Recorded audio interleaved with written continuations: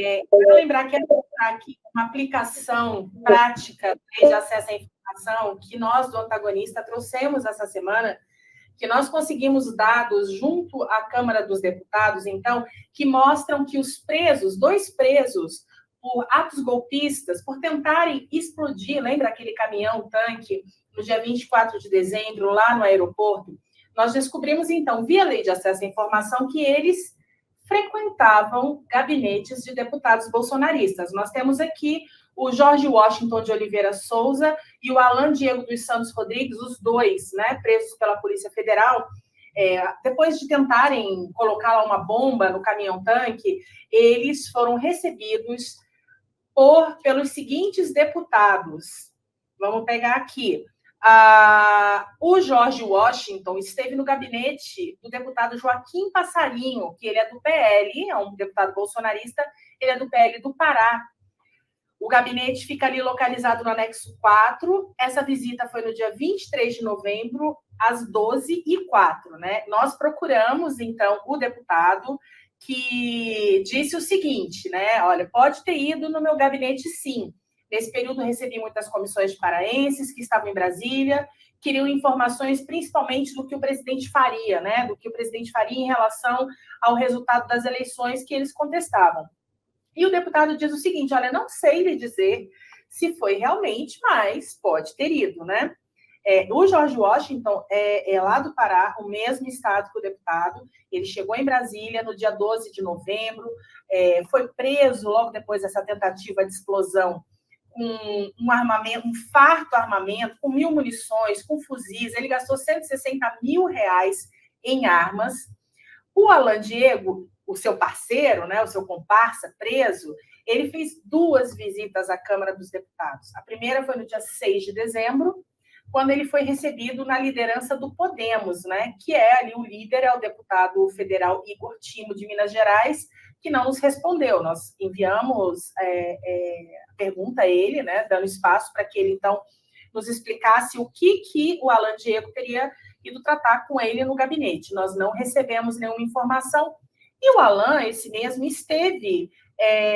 retornou na Câmara no dia seguinte. No dia seguinte, não, ele foi no dia seguinte, sim, às 10h38, dizendo que iria, então, ao auditório Nereu Ramos, mas aqui a minha querida Marisa Vanzeller foi checar, porque ela me ajudou nessa apuração, e que naquele dia não tinha nada.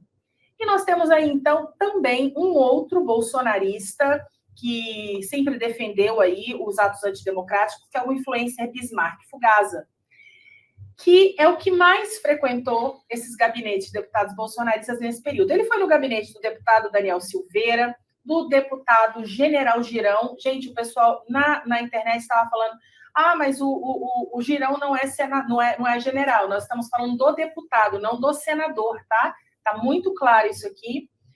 E ele também esteve, o Bismarck Fugaza, com a deputada Carla Zambelli. Carla Zambelli nos mandou aqui, confirmou que esteve com ele, mas disse que ele não foi no gabinete dela, que ele entrou na Câmara usando o gabinete. Então, alguém lá dentro, ou a própria deputada Carla Zambelli, autorizou a entrada do Bismarck Fugaza. E ela disse uma frase que para mim foi muito curiosa: depois que entra, já não está mais sob a minha responsabilidade. Dentre outras idas e vindas ali do Fugaza. Então, esses dados, com o horário, número do gabinete, em que local exato a pessoa disse na portaria que iria, tudo isso nós conseguimos via Lei de Acesso à Informação junto à Câmara dos Deputados. E aí eu vou passar aqui para a Maria, porque o Senado se recusou a nos dar informação alegando a LGPD. Enquanto a Câmara nos deu com todos os detalhes, o Senado se negou a nos passar esses dados. E aí, alegando sigilo. E aí vem, então, esse obstáculo, que é o tal do sigilo, e quando invocam a Lei Geral de Proteção de Dados. Vanessa, acho que tocou em vários pontos aí que eu posso comentar e linkar com o nosso trabalho, né? A primeira questão é em relação aos registros de entrada e saídas, né? Que foram vocês obtiveram os registros de entrada e saída da Câmara dos deputados, nós, no fim do ano passado, abrimos os registros de entrada e saída dos 4 anos do governo Bolsonaro, de mais de 25 órgãos públicos, né, e seguimos também na briga e na batalha aí com os que ainda não entenderam ou não querem entender a lei de acesso à informação para poder disponibilizar isso para a sociedade, né? Eu acho que tem duas fontes de dados são muito importantes para a gente começar a avançar uma discussão ainda muito engatinhando no Brasil e atrasada em relação a todos os países envolvidos e uma demanda grande da OCDE, da OEA, do próprio Estados Unidos em relação a comércio com o Brasil, que é a transparência das relações entre governo, empresa e sociedade, né? Então, o lobby, que hoje a gente às vezes existe lobby do bem, lobby problemático, o lobby está acontecendo todos os dias do tempo todo, mas no Brasil a gente não tem o menor controle, fiscalização, estudo e orientação sobre isso. Então, os registros de entrada e saída e as agendas públicas são essenciais para a gente avançar numa discussão de países mais avançados, né, nessa relação dos atores sociais. Para isso, a Fiquem Sabendo está desenvolvendo um produto pioneiro, que é o Agenda Transparente, que a gente está desenvolvendo com o apoio do Google News Initiative, né, o braço de jornalismo do Google, que é para centralizar, unificar e permitir a análise de padrões dentre os encontros das autoridades do Executivo Federal, né? Então, primeiro, terceiro escalão, para a sociedade poder acompanhar, porque os dados que a gente obtém hoje via live são o resultado. O que a gente quer obter, entendendo quem se movimentou por onde, é como chegou-se nesse resultado, né? Quem influenciou tal determinação, tal legislação, e como que a sociedade pode participar disso.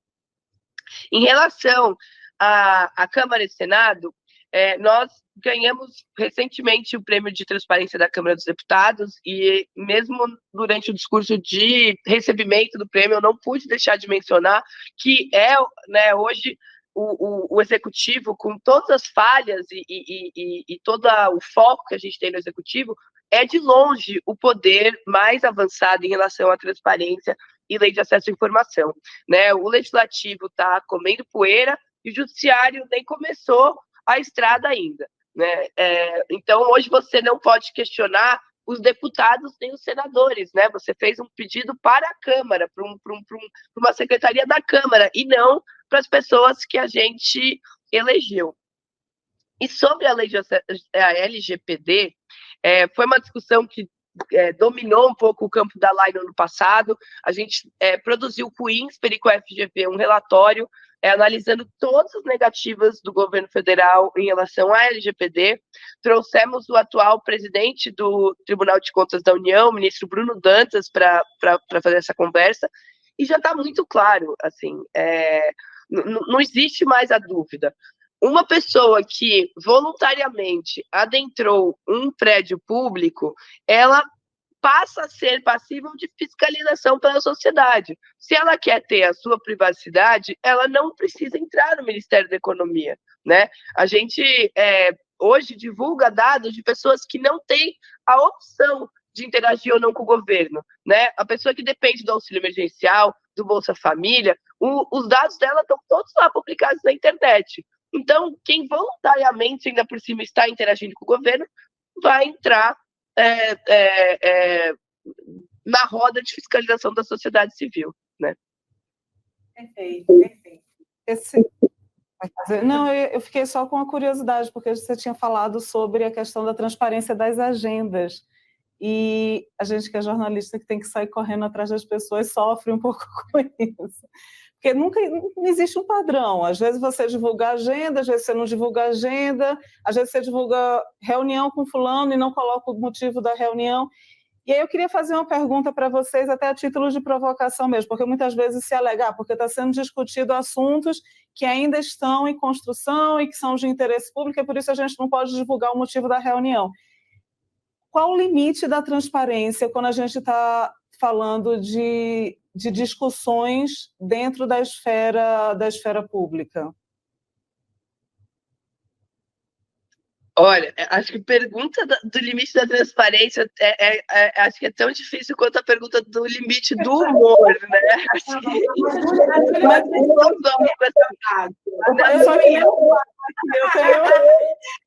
É que menos fala, ela fica pensando na feira, aí ela fala agora vai. Eu estou procurando uma cobrar a galera, tipo assim, vai se reunir para quê?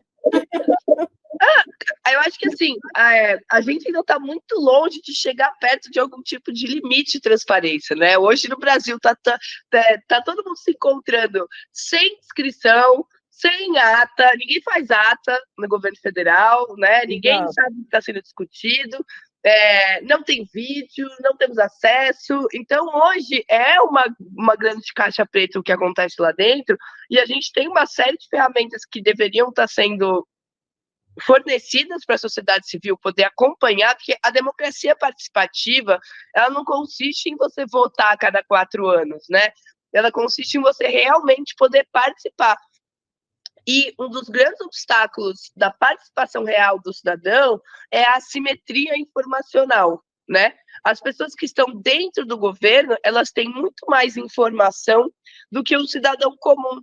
Então, eles não podem, não tem como discutir na mesma base. E é isso que a gente está tentando equalizar, né?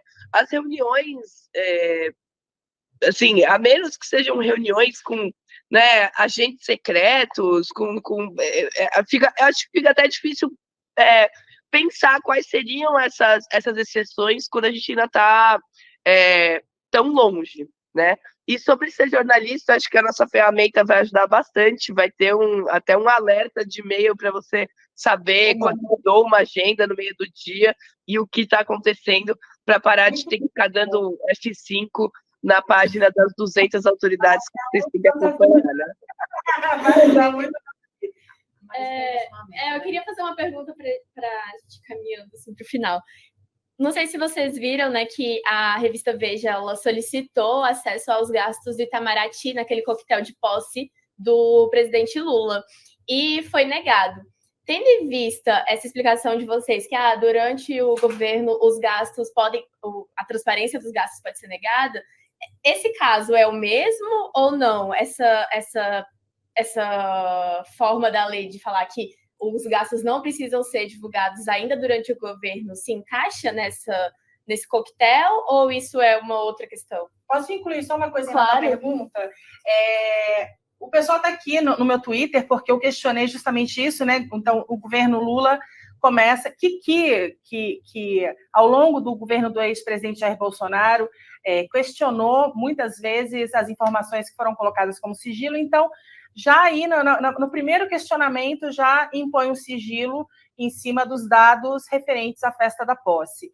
Então, não é só sobre a lista de convidados, sim, tem um sigilo em cima dos gastos da festa de posse. Aí eu vou te perguntar, aqui aproveitando a pergunta da Marisa, lista de convidados é passível de sigilo?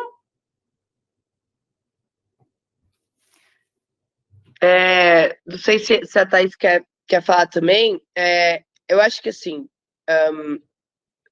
tudo depende. Eu não sei qual é essa situação, eu não sei se tinham pessoas que são protegidas, pessoas de fora, não sei. Eu sempre acho que tem que ser divulgada. Para mim fica difícil, eu tentei ler rapidamente aqui, mas para mim fica difícil avaliar por cima. Agora, os gastos com comida, com coquetel, não tem nenhum motivo para isso ser restrito, né? Agora, o decreto que muda essa lei do cartão corporativo, ele ainda não está em vigor, então, teoricamente, segue como era até então. Agora, eu não entendo por que coquetel seria comprado com cartão corporativo e não como compra pública normal, que vai direto para o portal da transparência. Teria que entender. Mas eu acho que Fala. Tem um comentário da Marisa Totti aqui, que é a diretora do programa da ONG Transparência Brasil, vou até trazer aqui para a nossa discussão, que ela diz o seguinte, ela disse para o UOL, é uma clara contradição do discurso do presidente em relação ao que criticava, né, em relação ao governo do ex-presidente Jair Bolsonaro e ao discurso de posse em que ele defendeu que a transparência seja cumprida. Então, acho que é isso. O governo tem que publicar, se não tá cumprindo a lei, a gente vai cobrar também. Eu acho que assim, é importante a gente colocar que para a gente tanto faz quem é o ocupante do cargo, tanto que antes, a maioria dos comentários que a gente está recebendo no Twitter hoje em dia e o Lula, e a Dilma, e o Temer.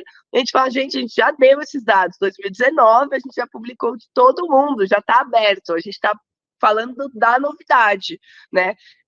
E acho que hoje a gente ainda tem uma discussão ainda maior, que é assim, os dados que eles mandaram para a gente em 2019 não batem com os dados dos ex-presidentes de mandatos já fechados que eles mandaram para a gente no início desse ano, que não batem com os dados que estão no portal da transparência.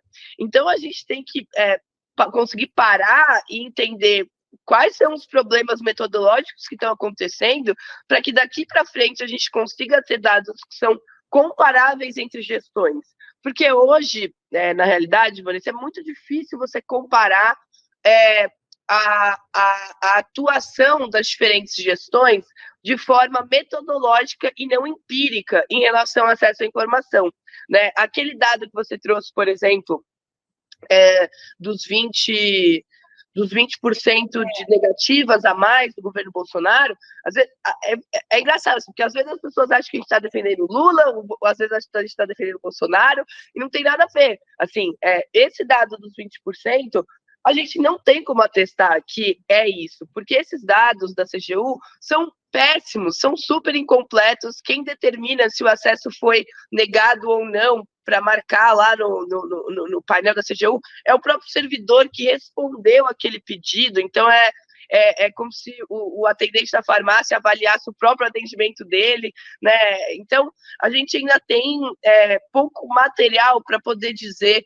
como é que foi, em termos numéricos, uma gestão ou outra, né? Durante o governo Bolsonaro, a gente teve muito mais pedido de acesso à informação do que tivemos no governo Dilma, por exemplo. Não sei se eu respondi. Eu queria só fazer um acréscimo sobre isso, porque esse caso, né, que é um caso de hoje, né, que está no debate, enfim, a gente também levantou internamente algumas questões, o nosso advocacy até está de olho nessa situação, mas eu também acho importante, assim, a gente ter alguma paciência e alguma cautela com algumas coisas, porque a gente ainda está numa transição, né, vamos combinar, assim, que o governo ainda está se organizando, né, ainda não deslanchou, tem uma série de sugestões na mesa, que inclusive a Fiquem Sabendo fez em relação à transparência. A transparência, historicamente, não é exatamente uma prioridade, né, assim, em nenhuma esfera do poder, em nenhum governo. Então, assim, tem muita coisa que a gente está atribuindo justamente aos discursos públicos, que, claro, que eles sinalizam alguma coisa e criam uma certa expectativa, mas para esse discurso ele se refletir na prática, precisa implementar uma série de coisas, né, que eu acredito que esteja um pouco cedo, né, e de novo, como a Maria Vitória disse, não se trata de defender A ou B, mas a gente ter essa leitura, né, desse momento, ainda é um período de adaptação. Então, a pessoa que respondeu esse pedido não foi o próprio presidente, né? Então, mesmo que o presidente tenha dito algo no seu discurso, tem um procedimento ali que, né, vem de um histórico, tem servidores públicos trabalhando de acordo com as regras, como a Maria Vitória colocou, né? Ainda tem coisas por vir, né? Então, ainda estão trabalhando de acordo com as regras vigentes e com as interpretações vigentes também. Enfim, tem algumas coisas que acho que a gente tem que acompanhar e cobrar, claro, né? Mas acompanhar também. Lá na CGU, eles estavam sem acesso, sem as senhas dos computadores até 2 semanas atrás, gente. Tipo, a coisa acabou de começar, A máquina pública é gigante, cheia de departamentos e secretarias que precisam receber a nova cartilha e a nova orientação do governo para daí implementar e seguir. E a gente, se quiser puxar lá do começo do governo Bolsonaro, no primeiro dia de governo Bolsonaro já tinha gente decretando a morte da lei de acesso à informação. No primeiro mês, nos primeiros 3 meses, já estava decretando que era o fim da lei da assistência pública no Brasil, e por 2 anos e meio a gente segurou o discurso dizendo, olha, não há números, evidências suficientes para a gente poder dizer isso numa base técnica e não opinativa ou ideológica, né? Então, quando eu falei com a Natuzaneri no assunto, no fim do ano passado, ela perguntou, né, quanto tempo, né, dia 1 resolve todos os problemas de transparência, vai ter um revogaço durante a posse do Lula, ele vai assinar o fim de todos os sigilos, e a gente falou, isso não existe, nem tem ferramenta para isso, o presidente nem tem autoridade para isso. Então, eu espero, no mínimo, uns 6 meses até a coisa se assentar. Então, acho que é importante também a gente manter a pressão e a crítica, mas também tentar trabalhar de forma colaborativa com o governo antes de chegar com pedras. E a gente faz isso com todos os governos, com todos os órgãos e instâncias, que é um trabalho de cobrança, mas também de colaboração para que a questão avance para toda a sociedade. Não é questão de ganhar um ponto aqui ou um ponto ali, né? Perfeito, meninas. Muito obrigada, Maria Vitória. Muito obrigada, Thaís. Quero agradecer muito mesmo aqui a participação de vocês. Já vou pedir para o pessoal que está acompanhando aí, gente, olha, um assunto super relevante. Deixa um like aí para o YouTube entender que o que a gente está falando aqui é importante que as pessoas conheçam cada vez mais a lei de acesso à informação, porque essa é uma ferramenta para o cidadão poder fiscalizar o governo. Não interessa se é governo de direita, não interessa se é governo de esquerda, é nosso papel como cidadão, nós jornalistas, é o nosso papel a gente fiscalizar todo e qualquer governo que tiver aí. Meninas, muito obrigada. Sou, de fato, muito fã aí do trabalho de vocês. Como eu disse para a Thaís, eu sou muito apaixonada pela lei de acesso à informação e faço uso sempre que possível. Obrigada pelo espaço. Para fechar, eu gostaria de convidar todo mundo a se inscrever na nossa newsletter, a Don't Lie to Me, né? Não minta para mim, porque eu tenho a lei de acesso à informação para pegar a sua mentira. E quem assina de graça a newsletter recebeu primeiro todas as informações do cartão corporativo. Então, se você é curioso, assina a newsletter, entra na Wikileaks e apoia o trabalho da agência, que é feita por um jornalismo independente que tem que se sustentar por aí também. Já pedi aqui para o Freitas procurar a página Don't Lie to Me para colocar, Freitas, coloca para a gente, para o pessoal poder ver como é que escreve direitinho, porque é o Lie, L-A-I, é Don't Lie to Me, então você pode assinar ali a newsletter, e foi assim também que eu recebi. Aí, gente, já está na tela, e aí vocês assinem aí, para poder receber, então, as primeiras informações aí em primeira mão sobre os dados que a agência fiquem sabendo, conseguirem garimpar para a gente aí, para poder trazer mais transparência aí para o cidadão. Thaís. Muito obrigada também, né? Só renovar esse agradecimento, dizer que a gente vai continuar abastecendo nos próximos dias, no volume que for possível, né? A base das notas fiscais, e enfatizar que esse trabalho, ele não é simples, ele não é pouco, e ele também não é barato, né? A gente está mantendo uma equipe em ação, em atividade, numa força-tarefa dentro da nossa organização. Então, né, renovar também esse convite para seguir o nosso trabalho, sugerir e apoiar o nosso trabalho, né? De fato, na própria Don't Lie to Me vocês encontram esses canais, a gente está em todas as redes sociais, né? Procura lá, fiquem sabendo, e inclusive tem as informações para apoiar nosso Catarse, mandar um Pix, né? Todos os apoios são bem-vindos e importantes e vão nos ajudar a continuar trabalhando. E muito obrigada, foi um prazer conversar com a gente, viu? Para digitalizar as notas fiscais. Só mandar aqui, ó. Mulherada aqui está à disposição para ir até o local onde estão armazenadas essas notas fiscais, para a gente poder também dar uma A gente olhada. vai precisar, Obrigada, meu querido. ainda tem mais de 80% ainda nem chegou, a gente nem chegou perto, então vamos Só chamar que a gente vai. Pode contar com a gente aqui no Antagonista, e a gente também vai lá e faz a finalização dessas notas fiscais. Obrigada, meninas. Foi um prazer falar com vocês. Tchau, gente. Tchau, Obrigada. meninas.